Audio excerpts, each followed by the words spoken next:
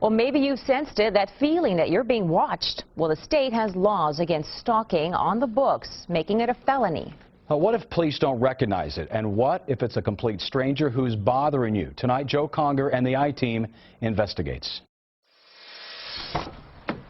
Cynthia Verbeff is moving. Her home, she says, has become a house of horrors. I feel that I've lost my mind, I've lost my life. Incident reports from law enforcement tell the tale. Numerous break-ins at the address, vandalism to her car, her motorcycle, her computer. Verbeff believes she's being targeted. Everything, they just went through everything. But sheriff's detectives had little to go on because the vandals, though often destructive, stole nothing. Even from her portable safe, drilled into and torn apart, the contents, the jewelry, remained untouched. Verbeff says her troubles didn't start until she met these two men. One would become her ex-boyfriend, the other was his partner in a San Antonio pain clinic, Dr. John Hall. Very first time I met him, we went to his house on 4th of July, and he told me that because I was already there in his house, I would be the next victim, that I was going to be stalked. Verbeff found the doctor's prophecy to be correct. She suffered months of oddness. Coming in through the front door, and I touch the doorknob, and it just falls into pieces. Lights left on, doors open, furniture moved, her clothes dryer disassembled.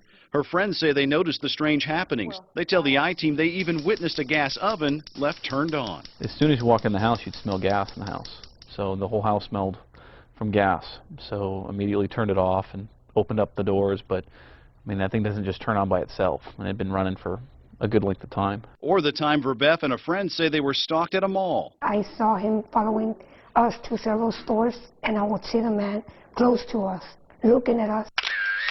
The girls had the presence of mind to snap a photo with their phone. Verbeff says all these happenings culminated in an assault. The 39-year-old believes someone drugged the food in her home and returned later to rape her. I know something happened to me because a woman knows. She filed a report and was briefly hospitalized with signs of sexual assault. Dr. Hall says what Verbeff describes is known as gang stalking. Indeed, he writes about it in his book, A New Breed, Satellite Terrorism in America.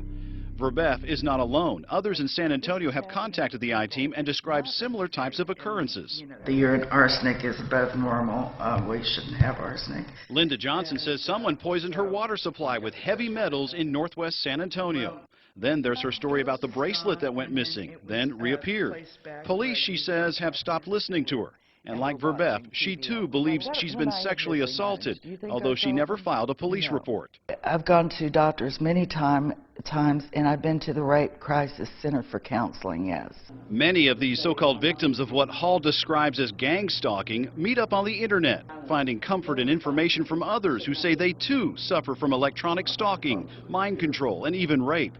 Loosely defined, gang stalking is where organized groups target and harass unwilling victims to the point of paranoia, leaving the victims to deal with skeptical family members and skeptical law enforcement. This isn't stalking done by a former spouse or former boyfriend or someone that you know that's just grumbled at you, but stalking that's being done by total strangers in an organized fashion.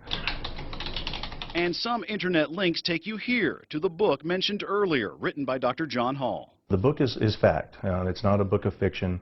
What I've wrote about is an isolated story here in San Antonio. Dr. Hall says it is a story about himself and the harassment and rapes his ex-girlfriends allegedly suffered beginning in 1996. Dr. Hall believes the people behind it are well-organized operatives using government satellite technology to terrorize him and other victims. All voicing the same complaints: organized stalking, weird electronic disturbances going on in their homes. Most of the women are complaining of drugging and sexual assault. So it's a big national problem. Verbeff bought the book, and what she read, she says, caused her stomach to turn, because within the chapters in the story, she found similarities to her own situation. I pulled out the book and I started reading, and I'm like, oh my God, it's exactly what's happening. It's like turning the pages of your own story.